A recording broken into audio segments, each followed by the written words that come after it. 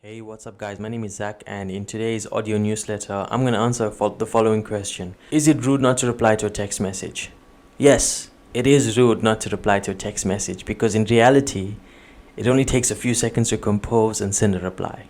And I think it's common courtesy to take the time to reply to someone who has reached out to you and is checking up on you or needs to get some information from you. It's not going to hurt you. In fact, the average person checks their phone at least, I think, 300 times per day. So to make the excuse that you couldn't reply is somewhat of a lie. But be that as it may, I think there are some exceptions to the rule. You see, even though not replying to a text is considered rude, as long as you have some form of justification, the consequences for not replying sort of fall away. So, in other words, even though it may be rude momentarily, as soon as you render those justifications, then it no longer is rude because you have an explanation for why you couldn't reply. So, in this newsletter, I want to just touch on 5 or 6 situations where it's actually definitely 100% rude to ignore a text message. And I'm also going to talk about situations when you probably should ignore a text message, and even though it's rude or if it's not rude, you should actually just keep ignoring that individual.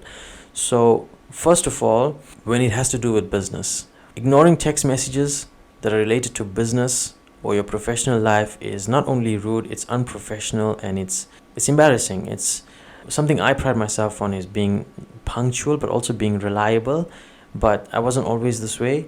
I'm actually someone who's known to be a poor texter, but when it comes to your professional life, you have to make the extra effort to keep in touch with your clients, your customers, or your employers.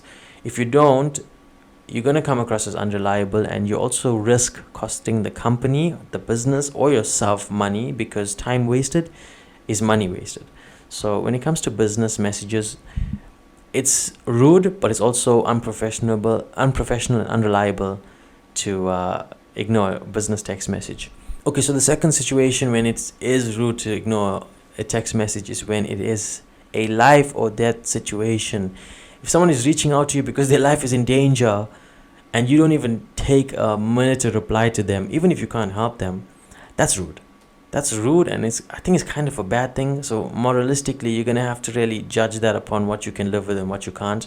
Because if something were to happen to that person and you wasted time or wasted their time by not actually replying so that they could find someone who can help them, I think that would be something that would sit on your conscience for a while. Another situation when it isn't rude to when it is rude to reply to a text message is when your loved one is missing you or is checking up on you.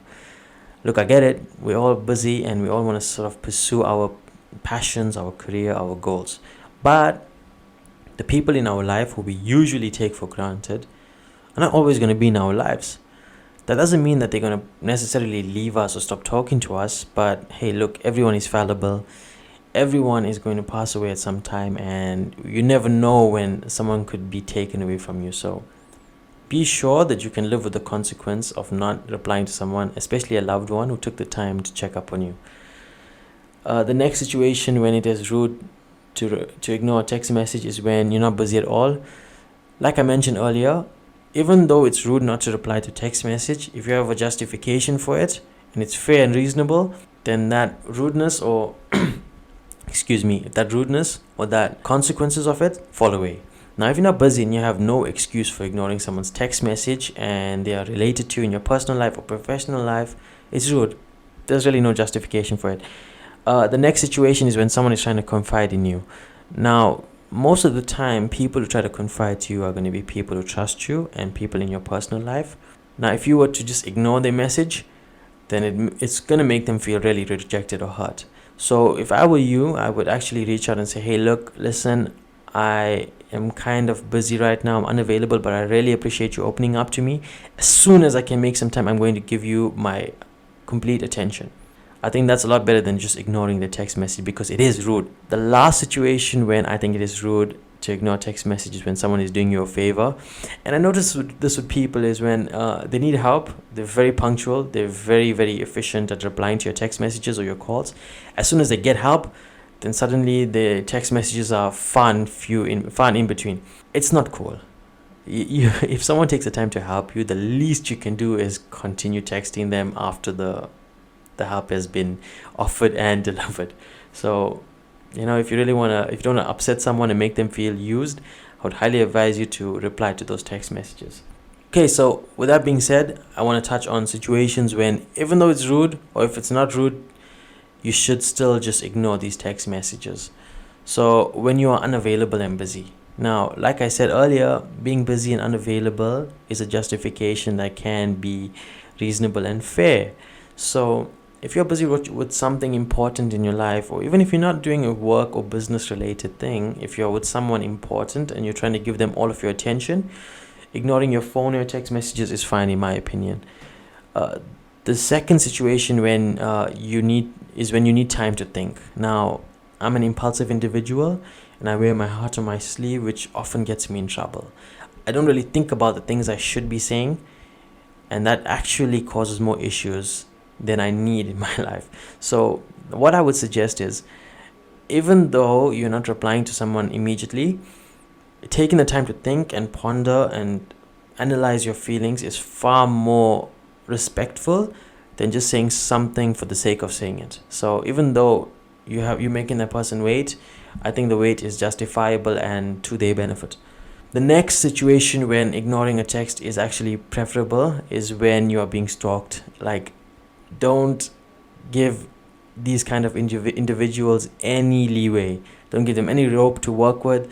Don't feed into them. Don't give them any attention. Block them, ignore them, and that's it. Just cut them off completely. Otherwise, you are opening yourself up to a world of problems. Trying to negotiate or rationalize with someone who's being illogical and weird is not really a smart move, especially when they don't get the message. Another situation when you should ignore a text message or not reply to a text message is when you're being attacked or humiliated.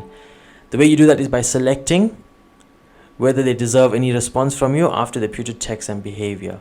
So what this means is that if someone is stepping out of the bounds that you're comfortable with, if they're being disrespectful, they're being very aggressive and vulgar, and you don't want to give them the satisfaction of seeing you be affected by that, the best response is no response at all, because those sorts of individuals are actually looking to get a rise out of you. So if you were to back off, say nothing to them, and not give them the time of day, that's going to hurt more than if you actually lash out at them and show them that their words actually hurt you.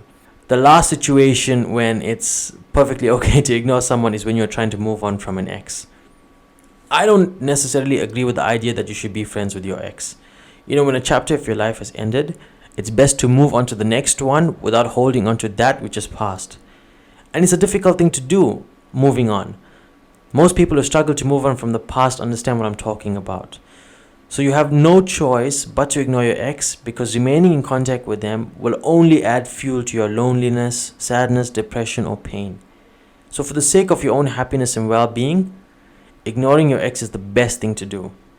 And it's also the right thing to do, because your ex will need the space and distance to move on, and so will you. So with that being said, that comes to the conclusion of our audio newsletter. I hope you found it insightful and informative.